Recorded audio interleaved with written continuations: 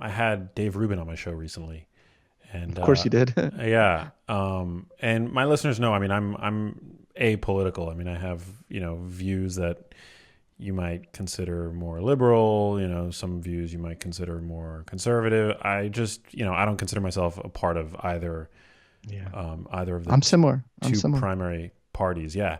But I really appreciated his view, which it sounds like you're kind of on board with that. That you owe it to yourself to be a free thinker and an independent thinker and to kind of think outside of the box, to Yeah. use a cliche. But Is that but what he said? I should have listened to that episode. it was a really good episode. I mean, I very much appreciate what he has to say because I think there's a lot of groupthink today. There's a lot of herd mentality.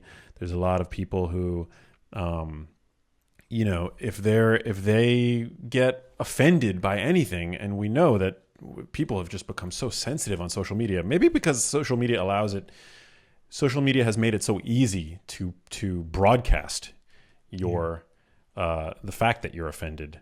Whether or not these people are truly actually offended, it's made it very easy for people to like bring out the pitchforks Mm. whenever an idea emerges that they don't agree with, and then there's like this sort of like bandwagon phenomena where just everybody jumps on board, and it's like it's what is at the root cause of cancel culture and all that stuff. Yeah. And obviously, people who do bad things should pay a penalty for that. But I fundamentally disagree with the whole like the cancel culture and the herd Mm. mentality and all that stuff. So I mean, it kind of sounds like we're on the same page. But correct me if I'm wrong.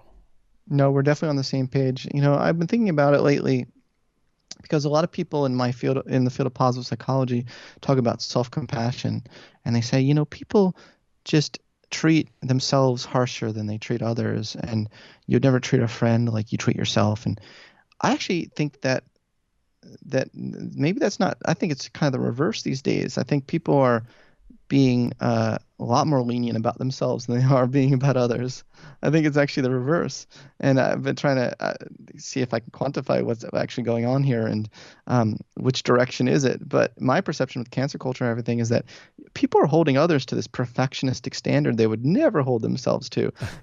Like people are like, that person just said that word or whatever, cancel them, cancel them. I mean, would you ever want yourself to be canceled if you say that word? I mean, think about yourself. Like, would you, if you were in that situation, would you want everyone to come after you? You know? So it doesn't seem like we're terribly forgiving these days with others. It doesn't seem like that. It doesn't seem like that. Yeah. But you see what I mean? A lot of people in the self-compassion literature will say like, we're always so kinder to others than we are with ourselves. And I'm like, no, I don't know if that's true these Pe- these days. People can be mean. Yeah, I mean, can we be honest? Yeah. Yeah. People are so mean. I think we It. should forgive, forgive and love. Yeah. Yeah, I tweeted and I got a good friend of mine who's kind of a public figure, so I won't say who he is, but I tweeted the other day. I was watching Louis C.K.'s new stand up special. I saw that. Yeah. He's great at what he does. Yeah. Like Yeah. he's my favorite stand up comedian, and he has been for a long time. And I know that the allegations, that surfaced about his sexual proclivities are ugly, you know. Yeah. But but a it doesn't take away from the fact that he's a brilliant stand-up comedian, and he was apologetic in his act for his Mm. acts, um, and and yeah, and like at what point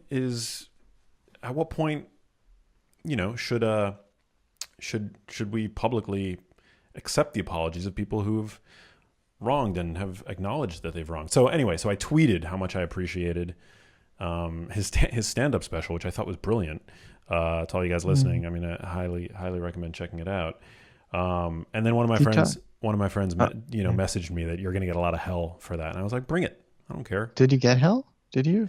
I think like two or three. I mean, granted, I don't have a huge Twitter following, but two or three Mm. people tweeted at me that, how could I say that How about a could you? woman, about a misogynist like him? Well, I So, appreciate his comedy. What can I say?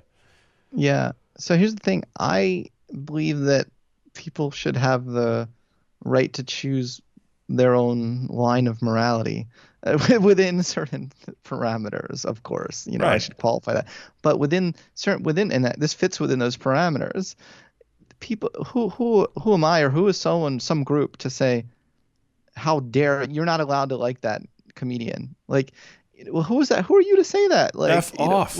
let people decide for them where their line is in terms of them no longer appreciating the art or the craft. I'm not a fan of like of thought policing, that sort of thing.